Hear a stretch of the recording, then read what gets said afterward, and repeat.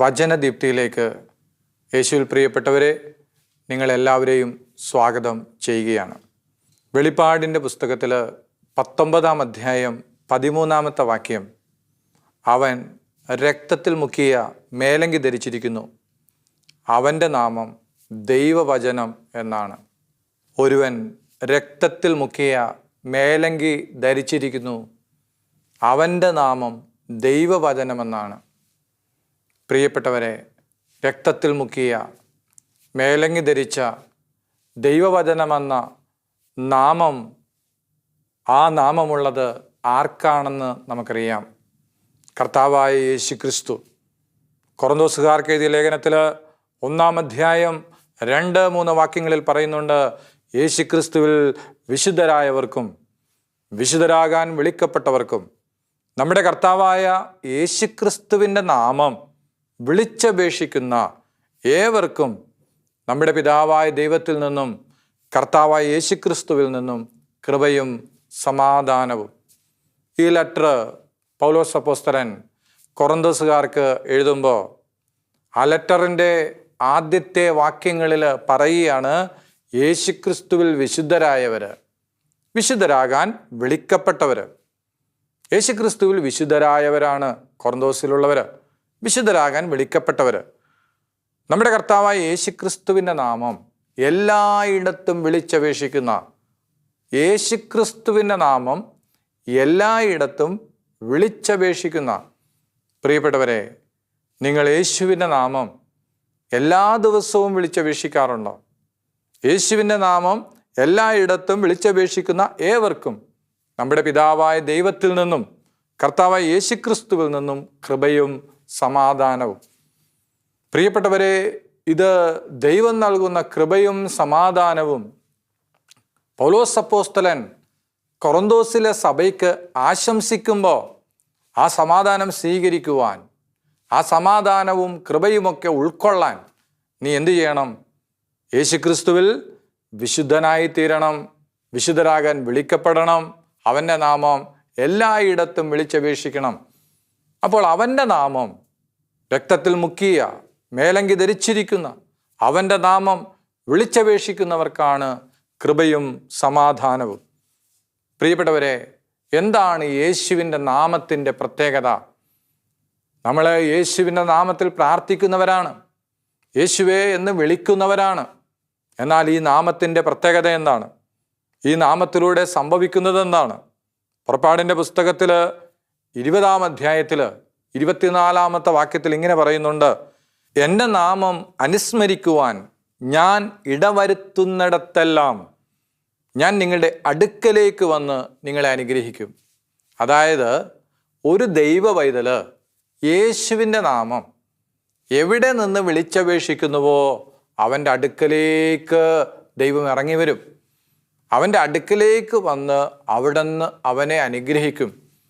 അതായത് ഒരു ദൈവ പൈതലിന് ദൈവം സമീപത്തെത്തുവാൻ, അല്ലെങ്കിൽ ദൈവത്തിൻ്റെ വീര്യപ്രവൃത്തി അവൻ്റെ സമീപത്ത് സംഭവിക്കുവാൻ അവൻ ചെയ്യേണ്ട ഒരേ ഒരു കാര്യം മാത്രമാണ്, അവൻ യേശുവിൻ്റെ നാമം, ദൈവത്തിൻ്റെ നാമം അവൻ അനുസ്മരിക്കണം, ആ നാമം അവൻ ഏറ്റുപറയണം. അപ്പോഴാണ് ദൈവം അവൻ്റെ അടുത്തേക്ക് ഇറങ്ങി വരുന്നത്. പ്രിയപ്പെട്ടവരെ, യേശു എന്ന നാമം, ഈ നാമത്തെ ദൈവം ഉയർത്തുവാനായിട്ട് എന്താണ് കാരണമായി മാറിയത്? യേശുവിൻ്റെ നാമം, ആ നാമം ഉയർത്തപ്പെടുവാൻ ഒരേ ഒരു കാരണം മാത്രമേ ഉള്ളൂ. അത് ഫിലിപ്പിയർക്ക് എഴുതിയ ലേഖനത്തിൽ 2-ാം അധ്യായം 6 മുതൽ 11 വരെയുള്ള വാക്യങ്ങൾ.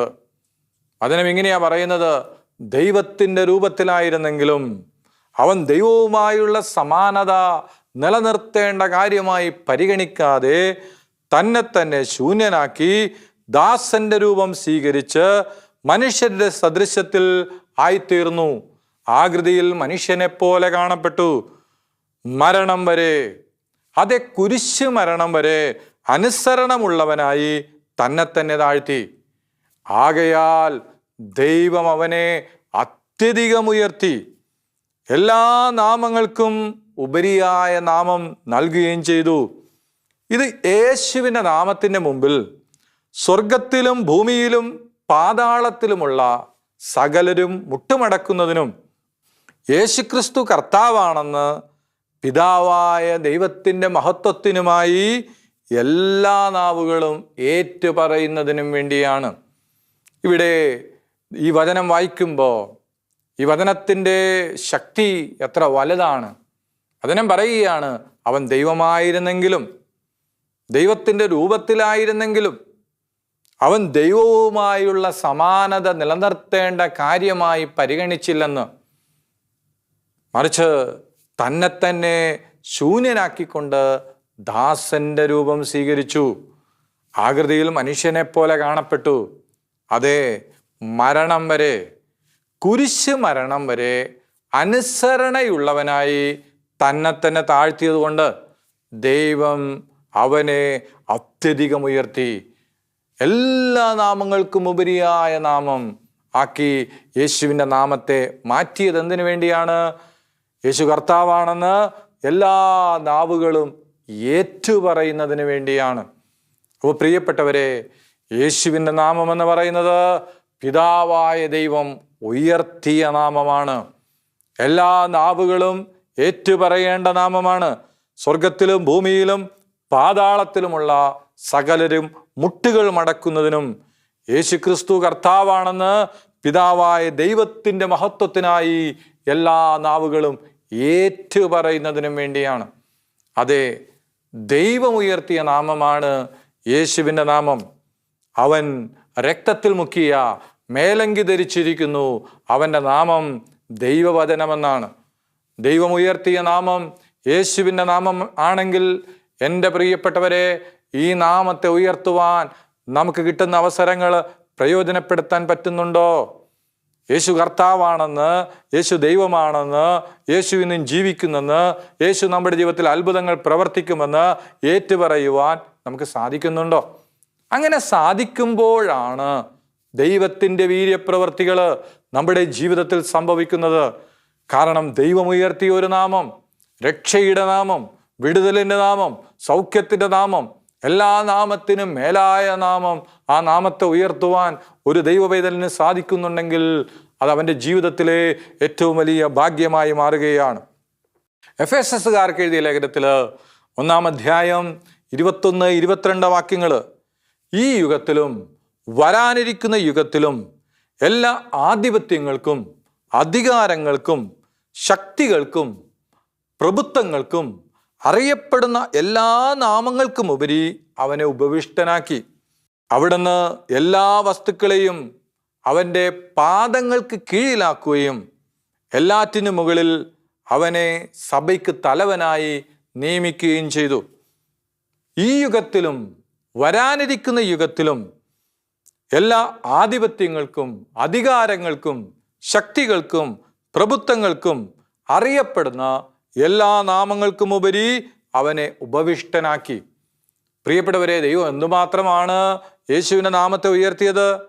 ഈ യുഗത്തിൽ, വരാനിരിക്കുന്ന യുഗത്തിൽ ആധിപത്യങ്ങൾ, അധികാരങ്ങൾ, ശക്തികൾ, പ്രഭുത്വങ്ങൾ, എല്ലാ അറിയപ്പെടുന്ന എല്ലാ നാമങ്ങൾക്കും ഉപരി അവനെ ഉപവിഷ്ടനാക്കി. എല്ലാ വസ്തുക്കളെയും അവൻ്റെ പാദങ്ങൾക്ക് കീഴിലാക്കി. യേശു എന്ന നാമത്തിൻ്റെ കീഴിലാണ് ഈ ലോകത്തിലുള്ള എല്ലാ വസ്തുക്കളും. നീ നേരിടുന്ന എല്ലാ പ്രശ്നങ്ങൾക്കും മുകളിലാണ് യേശുവിൻ്റെ നാമം. അതുകൊണ്ട് പ്രിയപ്പെട്ടവരെ, നമ്മൾ പലപ്പോഴും പ്രശ്നങ്ങളെയാണ് വലുതായിട്ട് കാണുന്നത്. പ്രശ്നങ്ങളെ വലുതായിട്ട് കാണുന്നത് കൊണ്ട് ചില പ്രശ്നങ്ങൾ നമ്മളെ ഭയപ്പെടുത്തുന്നുണ്ട്, ചില പ്രശ്നങ്ങൾ നമ്മളെ തളർത്തുന്നുണ്ട്, ചില പ്രശ്നങ്ങൾ നമ്മളെ തകർക്കുന്നുണ്ട്.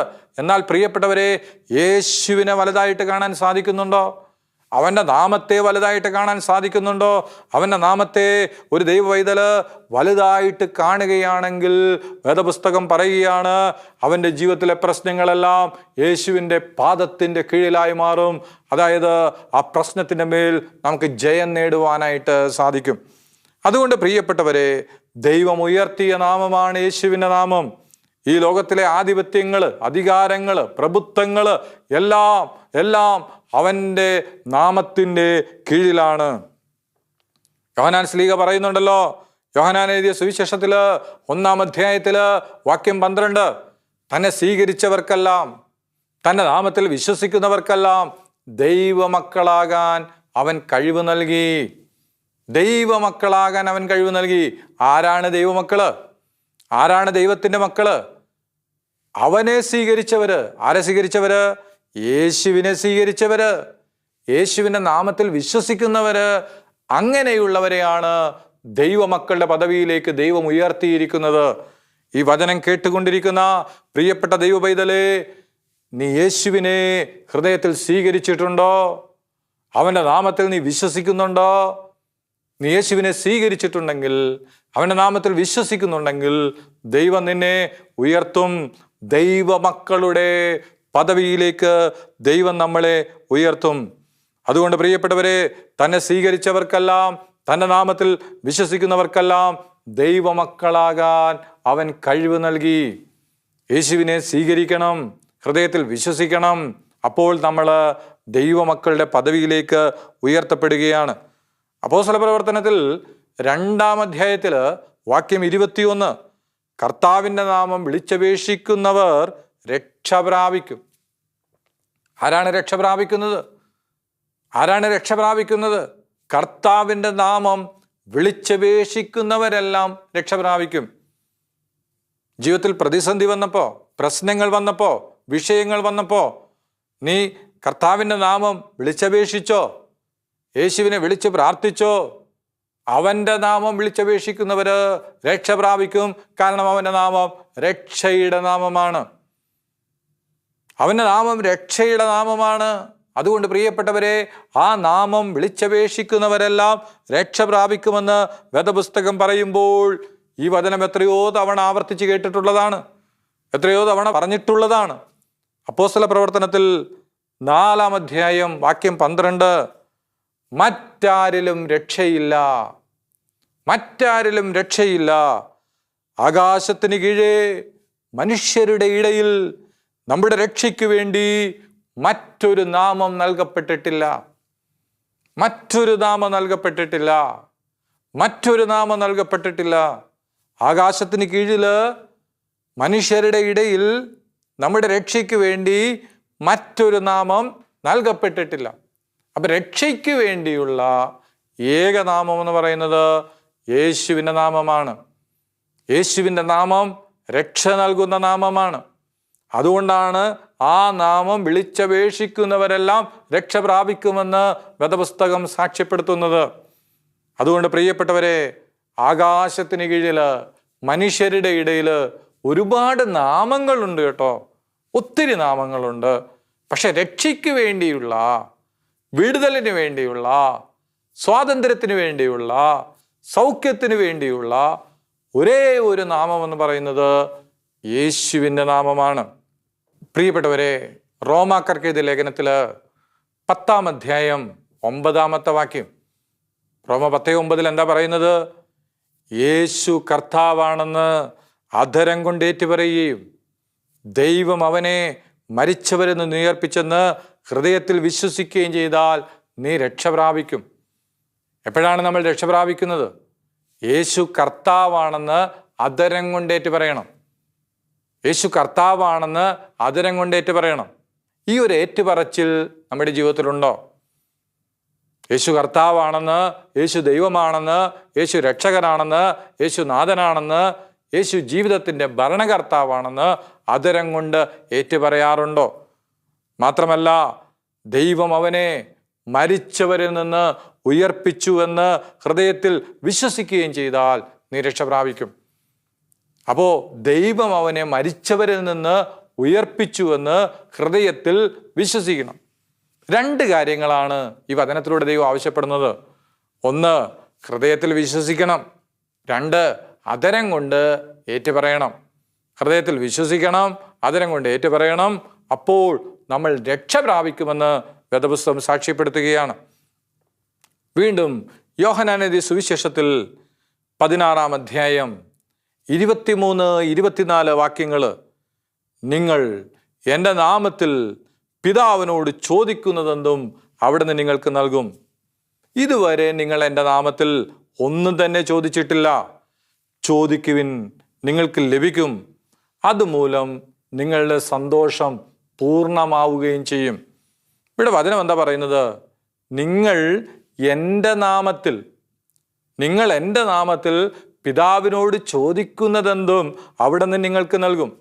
ചോദിക്കുന്നത് എന്തും അവിടെ നിന്ന് നിങ്ങൾക്ക് നൽകും. അപ്പോൾ പ്രിയപ്പെട്ടവരെ, നമ്മൾ യേശുവിൻ്റെ നാമത്തിൽ ദൈവത്തോട് എന്ത് ചോദിച്ചാലും എന്ത് പ്രാർത്ഥിച്ചാലും അവിടെ നിന്ന് നമുക്ക് നൽകുമെന്ന്. എന്നിട്ട് ഈശോ ചോദിക്കുകയാണ്, ഇതുവരെ നിങ്ങൾ എൻ്റെ നാമത്തിൽ ഒന്നും തന്നെ ചോദിച്ചിട്ടില്ല. എൻ്റെ നാമത്തിൽ ഒന്നും തന്നെ ചോദിച്ചിട്ടില്ല. നിങ്ങൾ യേശുവിൻ്റെ നാമത്തിൽ പ്രാർത്ഥിക്കാറുണ്ടോ? യേശുവിൻ്റെ നാമത്തിൽ ചോദിക്കാറുണ്ടോ? ചോദിച്ചിട്ടില്ല. ചോദിക്കുവിൻ, നിങ്ങൾക്ക് ലഭിക്കും. അപ്പം യേശുവിൻ്റെ നാമത്തിൽ ഒരു ദൈവ പൈതൽ പ്രാർത്ഥിക്കുകയാണെങ്കിൽ അവൻ്റെ പ്രാർത്ഥനയ്ക്ക് മറുപടി കിട്ടുമെന്ന് യേശു സാക്ഷ്യപ്പെടുത്തുകയാണ്. യേശു നമ്മോട് പറയുകയാണ്. അതുകൊണ്ട് പ്രിയപ്പെട്ടവരെ, നമ്മളൊരു വിഷയത്തിന് വേണ്ടി പ്രാർത്ഥിക്കുമ്പോൾ നമ്മൾ വെറുതെ ഒരു പ്രാർത്ഥനയായിട്ട് പ്രാർത്ഥിക്കാതെ, വെറുതെ ഒരു ചോദ്യമായിട്ട്, ഒരു ആവശ്യമായിട്ട് ഉന്നയിക്കാതെ, പിതാവായ ദൈവം ഉയർത്തിയ ആ യേശുവിൻ്റെ നാമത്തിൽ നാം ദൈവത്തോട് എന്ത് ചോദിച്ചാലും അവിടെ നിന്ന് നമുക്ക് നൽകുമെന്ന് വേദപുസ്തകം നമ്മെ ഓർമ്മിപ്പിക്കുകയാണ്. അപ്രകാരം പ്രാർത്ഥിച്ച ഒരു പ്രാർത്ഥനാ ഗ്രൂപ്പിൻ്റെ അനുഭവം അപ്പോസ്തല പ്രവർത്തനത്തിൽ 4-ാം അധ്യായത്തിൽ 30-31 വാക്യങ്ങൾ നമ്മൾ കാണുന്നുണ്ട്. ഈ പ്രാർത്ഥന നടക്കുന്നത്, ആദിമ സഭയാണ് പ്രാർത്ഥിക്കുന്നത്. ഈ പ്രാർത്ഥന നടക്കുന്നത് ഒരു വിപരീത സാഹചര്യത്തിലാണ്. മതപീഡനം തുടങ്ങിയപ്പോൾ, സഭ പീഡനങ്ങളെ നേരിടേണ്ടി വന്നപ്പോൾ, പ്രതിസന്ധികളുടെ നടുവിൽ അപ്പോസ്തലന്മാർ, വിശ്വാസികൾ ധൈര്യത്തിന് വേണ്ടി പ്രാർത്ഥിക്കുന്ന ഒരു പ്രാർത്ഥനാഭാഗമാണത്.